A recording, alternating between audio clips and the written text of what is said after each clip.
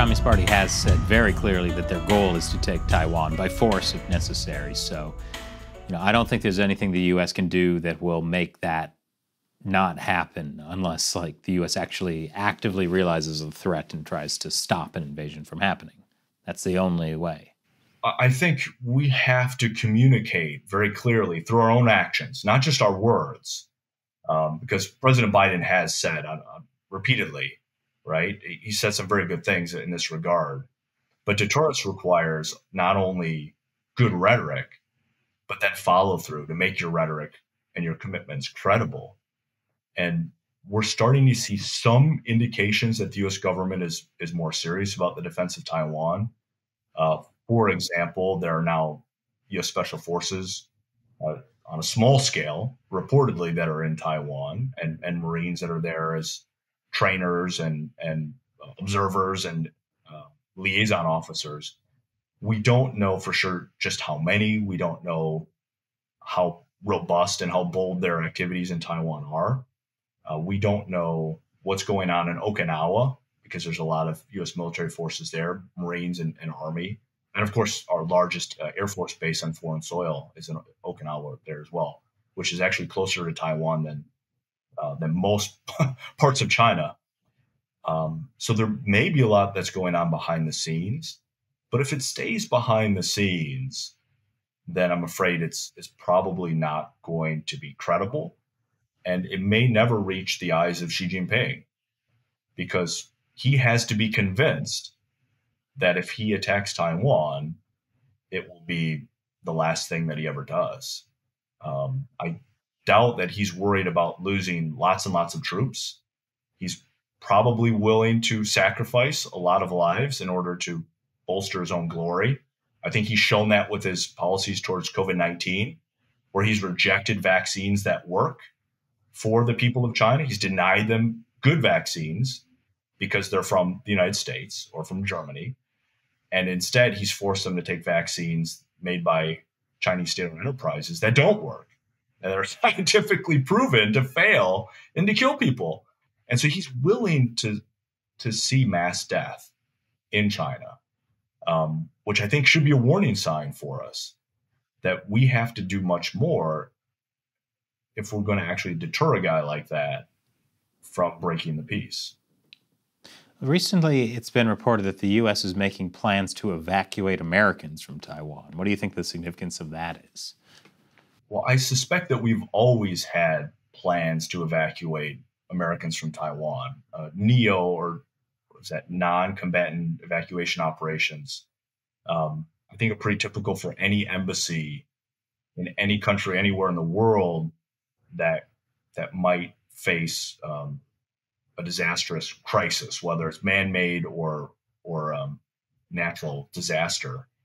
But in the case of Taiwan, I think it's obvious that there needs to be planning in place, and it needs to be credible. And not sure how it could be credible if we don't have a large number of American military personnel stationed in Taiwan to protect American citizens that are there and American interests that are there. Because right now, I think on any given day, we have probably about 100,000 American citizens in Taiwan. And if a war breaks out, they're going to have to shelter in place.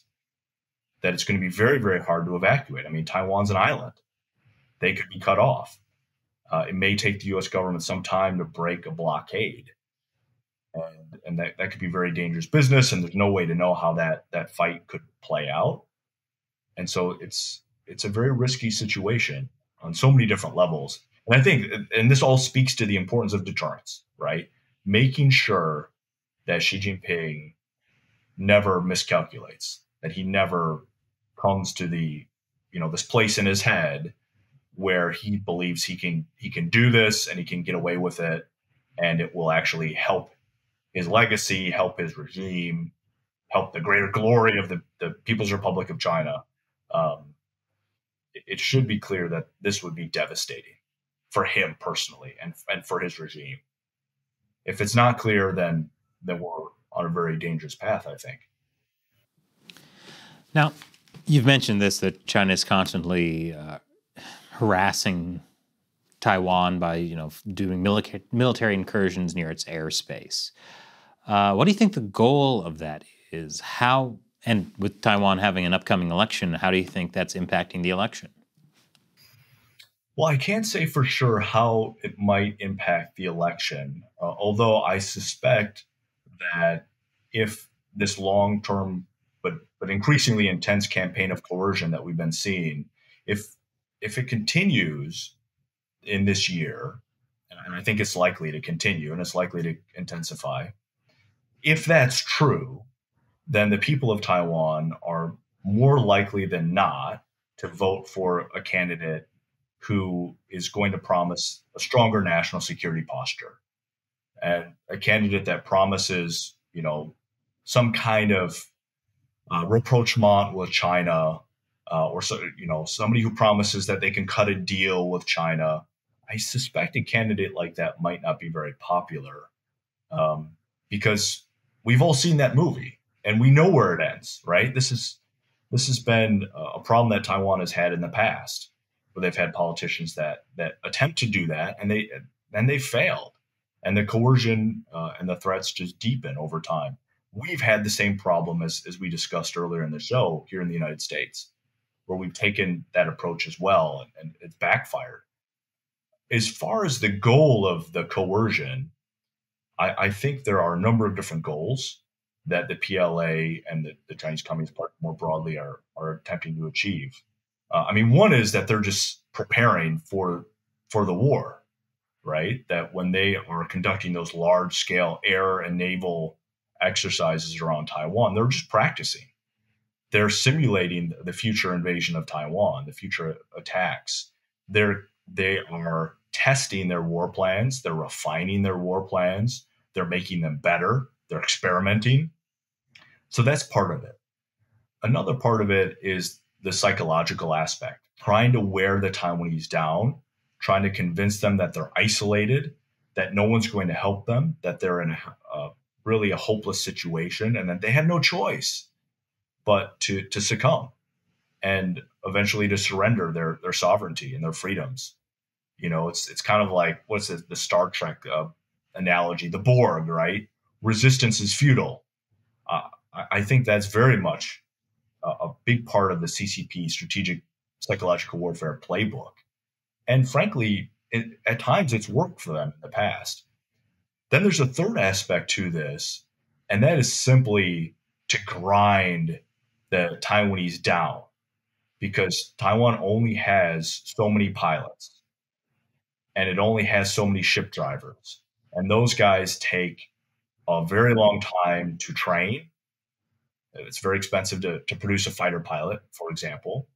These guys are the elite and they can't be replaced. And so when they quit, because they're just under so much pressure day in and day out, and they have to scramble all the time. They're not getting enough sleep because they have to be on strip alert, at 2 a.m., 3 a.m., 4 a.m. They have to go up, and they're being put in these very dangerous situations. They're under pressure not only from their adversary, but they're also under pressure from their commanding officers, who may, in some cases, not give them very clear guidance on what to do up there, and when they can shoot and when they can't, and under what conditions can they defend themselves.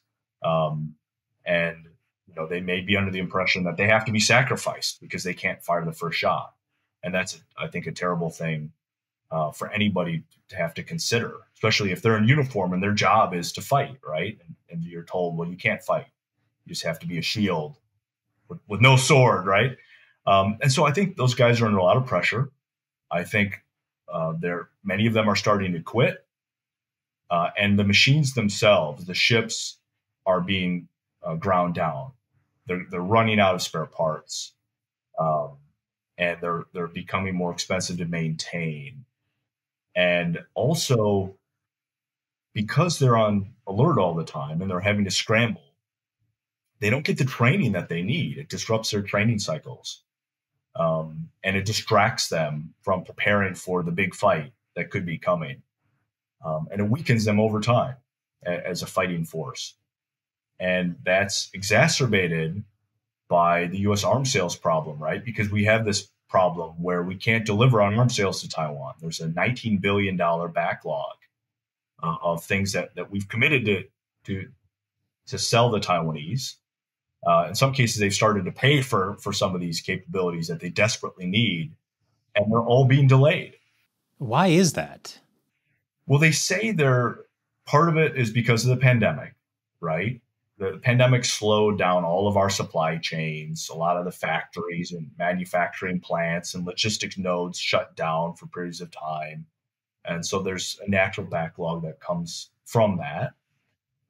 We've seen that across American society, I think around the world, where there have been a lot of disruption in supply chains.